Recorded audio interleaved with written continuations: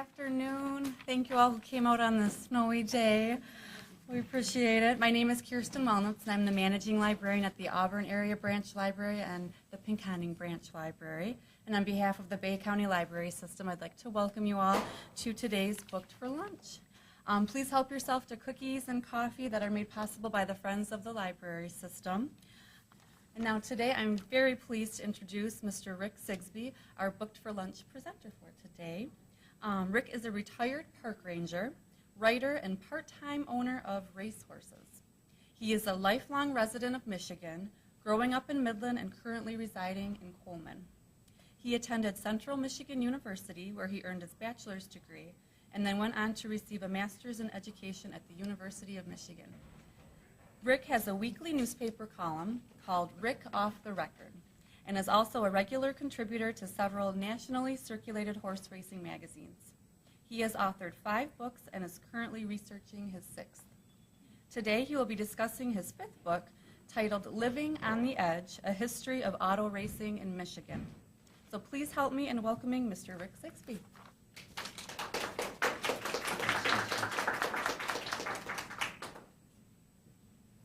Well, good afternoon.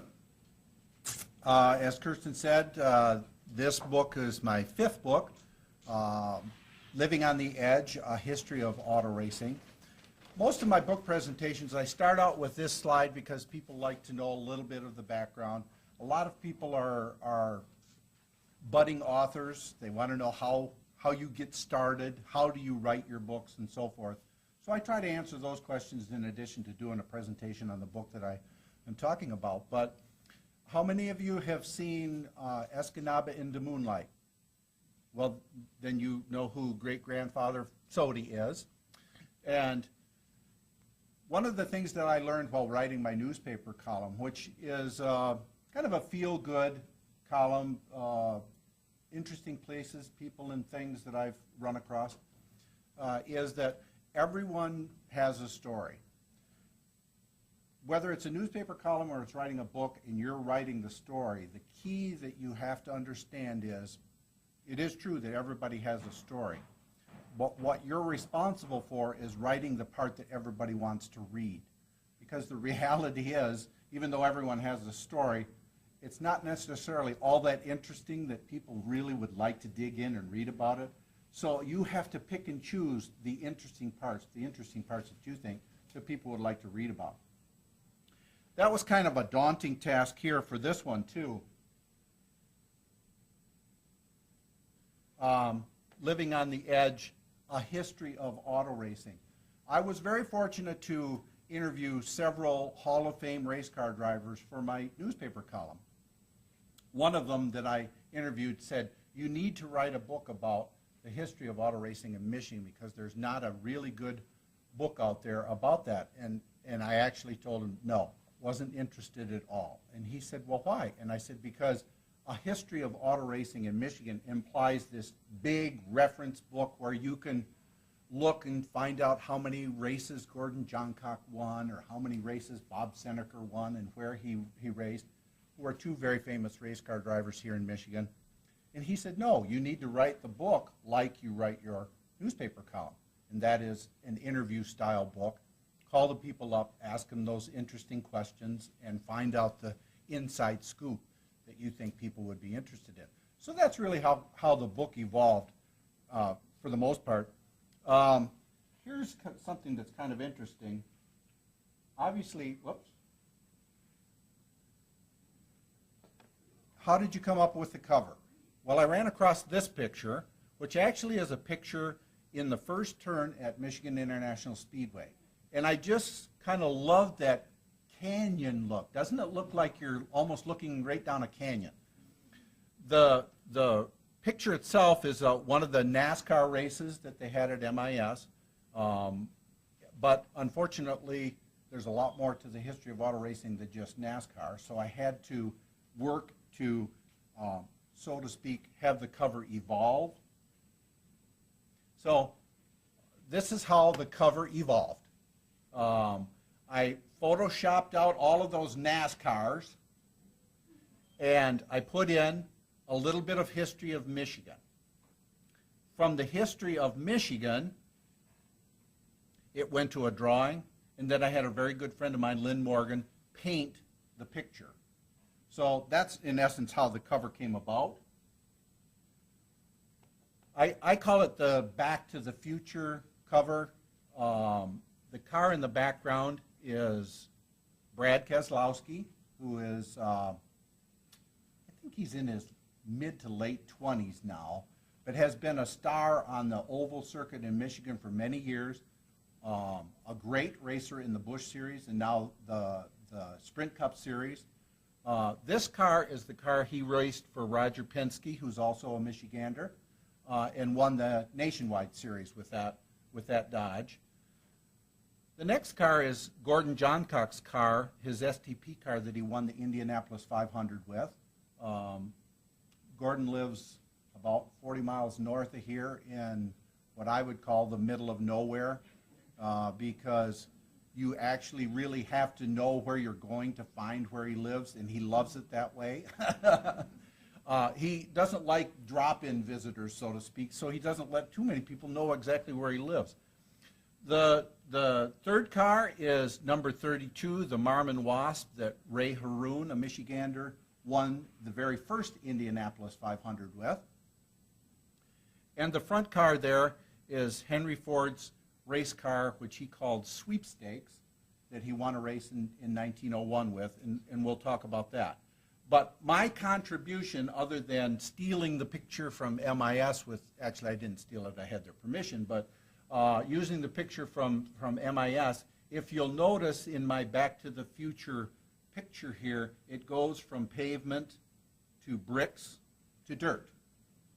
And obviously the bricks are from what they call the Brickyard, which is the Indianapolis 500.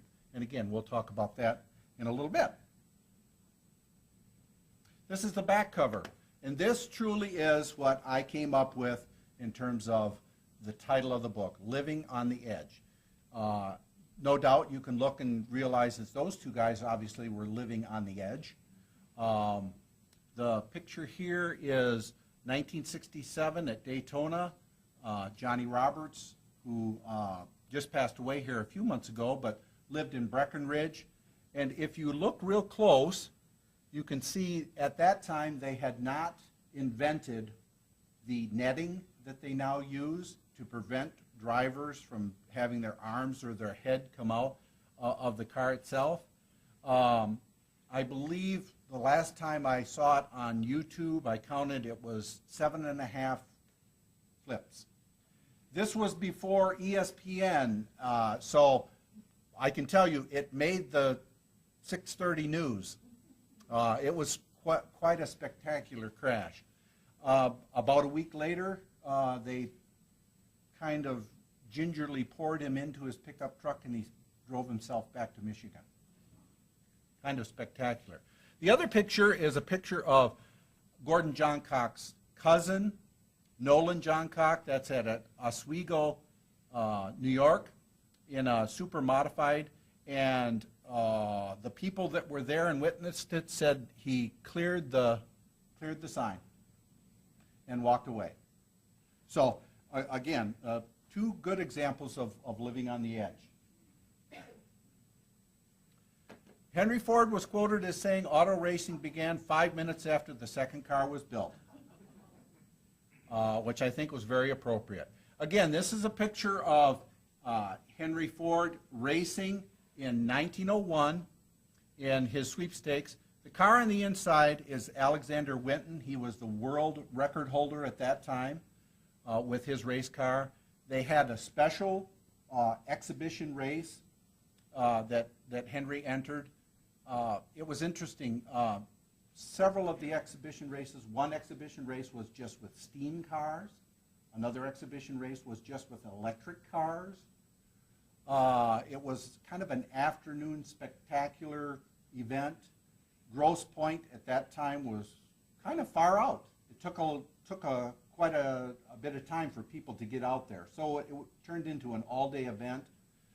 According to newspaper reports at the time, it varies somewhere between 8,000 and 15,000 people were there. What was very interesting about it is in 1901, there were probably dozens of automobile companies trying to get a toehold in the industry in Detroit at that time.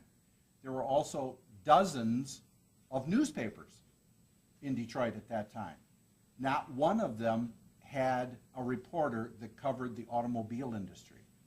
So for automobile manufacturers, the way they got the message out and the way they promoted their product was to put on these exhibition races. And as I said, it was a rather spectacular event and very, very well attended. Unfortunately, through the course of the afternoon, the races took a lot longer than it was intended. This was supposed to be the feature race, 25-mile race. Alexander Whitten was the world record holder. There were several other cars there that had set speed records that were supposed to attend. Unfortunately, one couldn't get his car started and the other one didn't show up. So it ended up being basically a match race. And because Whitten was the world record holder at the time, the people that put on the exhibition race didn't want to embarrass the hometown boy, so they cut the race from 25 miles to 10 miles so that he wouldn't get lapped multiple times.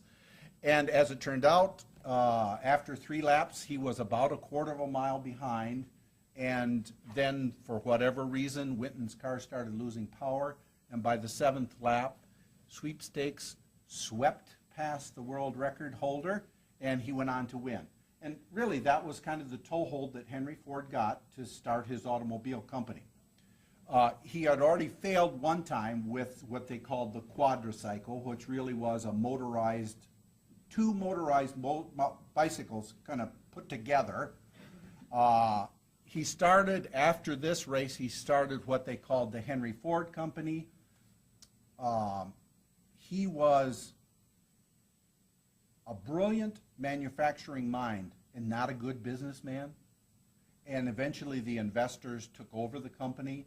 So he went on to start another company called the Ford Motor Company. And interestingly enough, the second company that he started, which was the Henry Ford Company, later changed their name to Cadillac, which I found pretty interesting.